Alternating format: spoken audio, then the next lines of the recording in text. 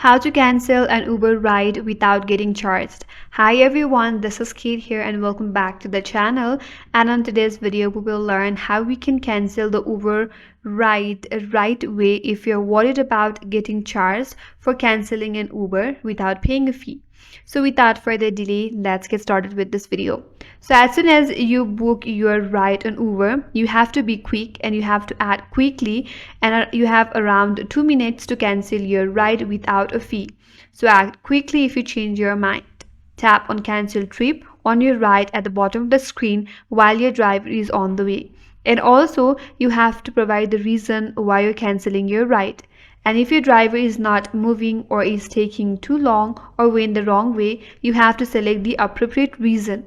To avoid the fee, always cancel within the first 2 minutes, or you could also contact to the support if the driver is all fault.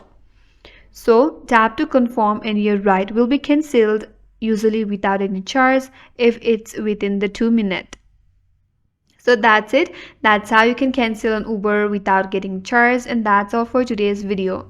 If this video was helpful, make sure that you like and subscribe. Thank you for watching. Stay tuned for more videos.